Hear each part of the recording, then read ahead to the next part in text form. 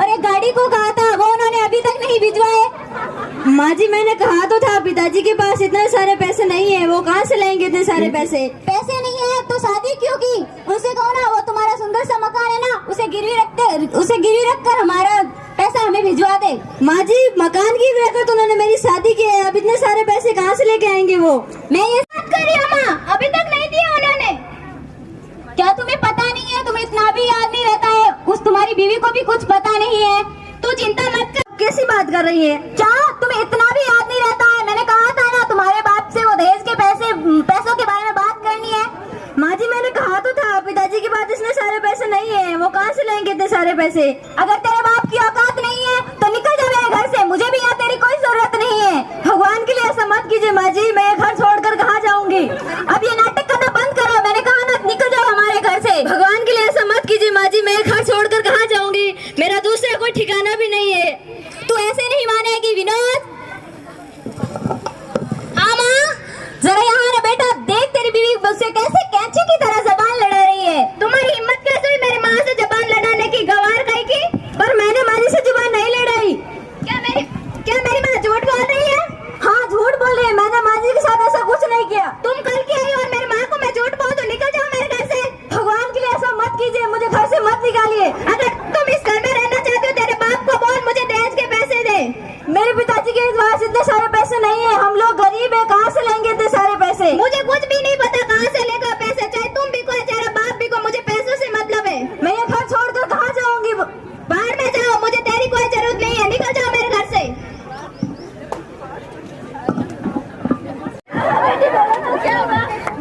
पिताजी मेरे ससुराल वालों ने मुझे धक्के देकर घर से बाहर निकाल दिया है। क्यों बेटी?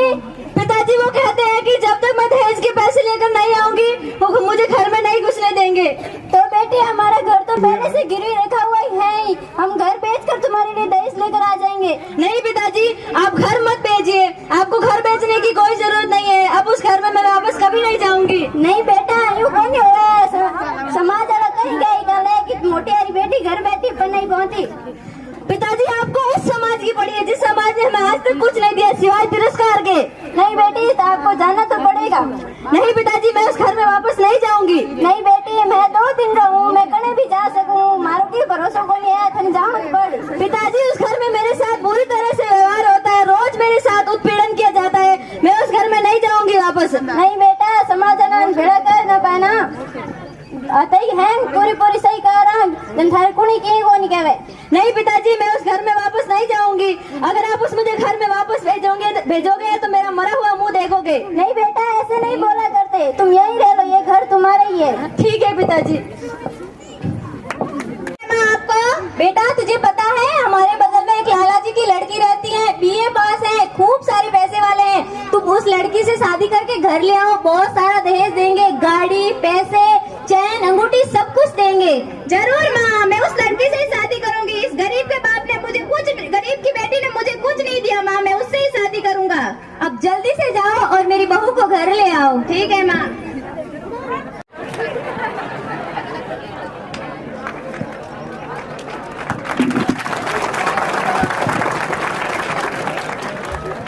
माँ, ओ माँ, देखो तेरी मैं बहू को लेके आ गया। बेटा तुम बहू को लेकर आ गए? बहू तो बहुत ही सुंदर है, बिल्कुल राजकुमारी जैसी, किसी की नजर ना लगे। में आराम करो।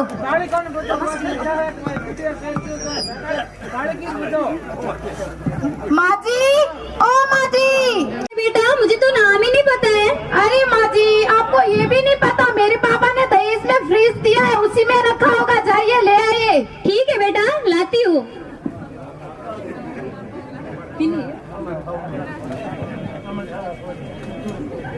लेती जाओ।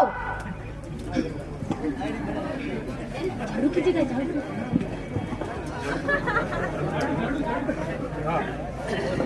सकती हो क्या? क्या बोल रही हो वो? तुम्हारे कमरे का झाड़ू मैं निकालूंगी? और नहीं तो क्या मैं निकालूंगी? पर ये सब काम तो तुम्हारा है, तुम करो ना। मैं यहाँ कोई झाड़ू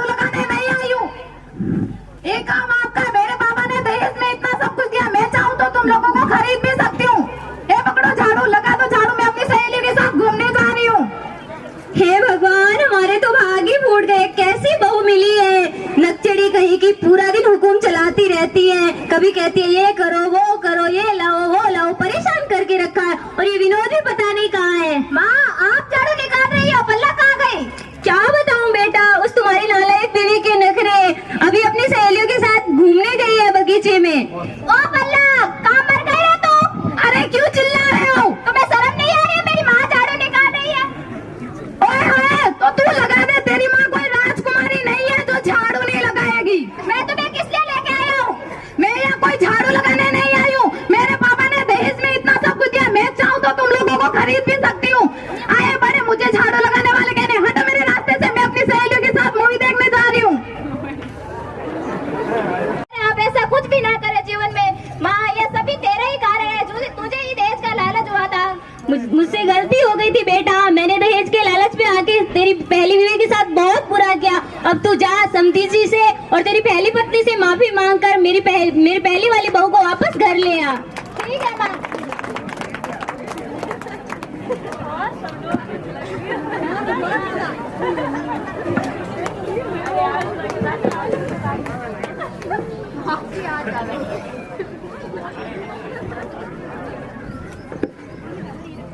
ससुर जी प्रणाम करूं, मुझे माफ कर दो। मुझे विमला के साथ ऐसा नहीं करना चाहिए। मुझे माफ कर दो ससुर जी, मेरे साथ विमला को वापस भेज दो। मुझे ऐसा नहीं करना चाहिए था। ये बात तो तुम्हें पहले सोचनी चाहिए थी पौना साहब।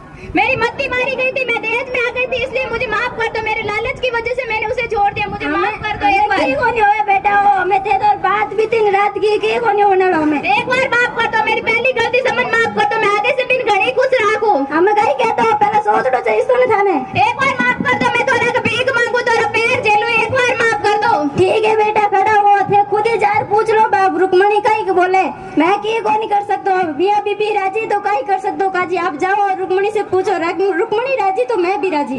ठीक है सर। ऐसा नहीं करना चाहिए था, मुझे माफ कर दो। क्यों आए यहाँ पर? मेरे साथ चलो और मुझे माफ कर दो। मेरी गलती हो गई, मुझे माफ कर दो। मैं नहीं चलूंगी तुम्हारे साथ। मेरी मत्ती मारी गई थी, मेरे साथ चलो। मैं तुम्हारे भीख मांग रहा हूँ। भीख तो उस दिन मैंने भी मांगी थी, किसी ने सुनी थी मेरी?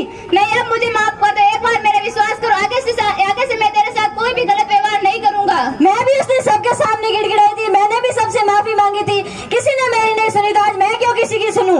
एक बार सुन लो और मेरा विश्वास कर लो। मेरी लालच में आ गए थे और मेरी माँ की बातों में आ गए थे, मुझे माफ कर दो एक बार। मैं नहीं चलूंगी तुम्हारे साथ। क्यों? अगर आज मैं तुम्हारे साथ चलूंगी तो उस हर एक मर्द को ये छूट मिल जाएगी कि वो अपनी औरत के साथ गलत करे और फिर उसे माफी मांग ले और अपने घर लेके चला जाए। मेरा विश्वास करो, मैं आगे से तेरे साथ ऐसा कुछ नहीं करूंगा। मुझे एक बार माफ कर दो। मैं तेरे भीख मांग रहा हूँ, मेरे साथ चलो। मैं नहीं चलूंगी तुम्हारे साथ। क्या गारंटी है कि तुम भविष्य में मेरे साथ ऐसा कुछ भी गलत नहीं करोगे? मेरा विश्वास करो, मैं तेरे पैर झेल रही हूँ, एक बार मेरे साथ चलो। मैं नहीं चलूंगी तुम्हारे साथ। सासू माँ से कुछ समझाओ ना। अरे पौड़ा जी थे यूं कहीं करो, अरे थे हाथ मत जोड़ो। और बेटा पौड़ा नहीं, आपकी गलती रो ऐसा झुकिया है। और वो मारवाड़ी में गया करे नहीं क्या सुबह भूलो, अगर सामने आवे तो बिन भूलो नहीं गया करे। कल समाज वाला कोई कही क्या मोटी वाली छोरी घर बैठी है, इन माँ बाप रे केवड़े रे थोड़े घणो शर्म लाज है ही को नहीं। और कहा करे नहीं बेटा, करे तो हारे थनेक थने जाना है। तो बेटा बेटी रो घर ससुराल हुआ करे और थन बेटा जाना चाहिए। और पौड़ा जी थे हुना कहनी, आज कोई भी लड़की के साथ में इतो गलत नहीं करना चाहिए। आप दहेज के लालच में इतना अंधा हो गए थे कि आपको कुछ भी नहीं सूझ रहा था। ठीक है बेटा, मैं मारे बेटी रात कोई गलत काम मत करिए, पर तू देख नहीं थारा कहीं हाल होगा। मैं मार विश्वास करो, मैं आगे से मेरे साथ कोई बुरा व्यवहार नहीं करूँ। ना मने देना चाहिए, मन कुछ नहीं चाहिए, बस विमला हमारे साथ भेज दो थे। ठीक है बेटा, ले जाओ।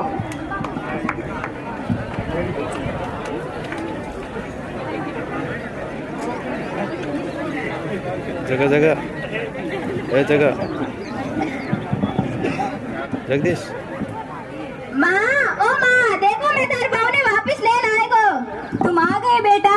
पहला कुमार जी, खुश रहो बेटा, खुश रहो। तुम दोनों रुको, मैं आरती की थाली लेकर आती हूँ। जगह फोटो में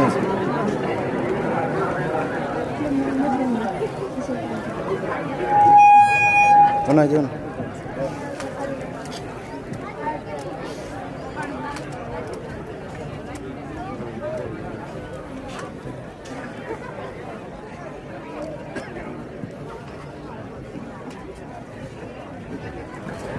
मुझे माफ कर दो बेटा, मैंने तुम्हारे साथ बहुत सारे अत्याचार किए हैं, मैं तुम्हारी बहुत बड़ी अपराधी हूँ, मुझे माफ कर दो। नहीं माँ जी, बड़ों के लिए हाथ सिर्फ आशीर्वाद के लिए उठते हैं, माफी के लिए नहीं। आप माफी मत मांगिए माँ जी, ये तो तुम्हारा बड़प्पन है बेटा जो तुमने मुझे माफ कर दिया। आज से इस घर में तुम्हें वो हक मिलेगा जिसकी तुम हकदार हो। तुम आज से इस घर में बहू नहीं बेटी बनकर रहोगी। प्यार मान सम्मान सब कुछ मिलेगा तुम्हें इस घर में। धन्यवाद माँ जी। ये कौन है बेटा? जब मैंने और मेरे बेटे ने तुम्हें इस घर से धक्के मार के निकाल दिया था, तब मैंने लालच में आके मेरे बेटे विनोद की दूसरी शादी करवा दी थी। ये उसी की पत्नी है पल्लक। विमला मुझे माफ कर दो, मैंने ये सब ड्रामा किया था क्योंकि मुझे पता चला तुम्हारी ये नच्छड़ी सास और लालची पति दोनों तुम्हें ना परेशान करते, इसीलिए मैंने एक ड्रामा करके तुमसे इनसे विवाह का ड्रामा किया था। और जो भी मेरे पिताजी ने मुझे दहेज दिया है वो मैं तुम्हें गिफ्ट के तौर पर देना चाहती हूँ। नहीं पलक, अब मुझे ये सब कुछ नहीं चाहिए। मैं विमला के साथ बहुत खुश हूँ। मुझे पता है पैसों से कोई सुख नहीं होता है, परिवार से ही सुख होता है। धन्यवाद बहन। मेरा आप सबसे यही निवेदन है कि जैसे विमला और पलक के साथ बुरा हुआ, आज के बाद ऐसा किसी भी नारी के साथ नहीं होना चाहिए। जैसे एक प्रकार हमारे भारत देश में नारियों को पूजा जाता है, उनका सम्मान किया जाता है, तो वही दूसरी ओर वही नारी दहेज जैसी प्रथा से जूझ रही है, उसका शोषण किया जा रहा है। लेकिन ये बात कोई नहीं सोच रहा है। कहा भी गया है कि यत्र नारी पूजनते रमनते तत्र देवता, अर्थात जहाँ नारियों को पूजा जाता है, उनका सम्मान किया जाता है, देवता वहाँ निवास करते हैं। अच्छा, आप सबसे मेरा यही निवेदन है कि किसी भी औरत को दहेज के लालच में आकर उसका शोषण न करें और ना ही उसे इस प्रकार करने के लिए मजबूर करें। क्या पता वो औरत इतने सारे प्रेशर में आकर अपनी जान तक दे दे। क्या पता उस औरत से जान से बढ़कर उसका दहेज तो नहीं हो सकता। आप सबसे मेरा यही निवेदन है कि आपको हम सबको मिलकर एक साथ मिलकर इस दहेज जैसी कुप्रथा का साथ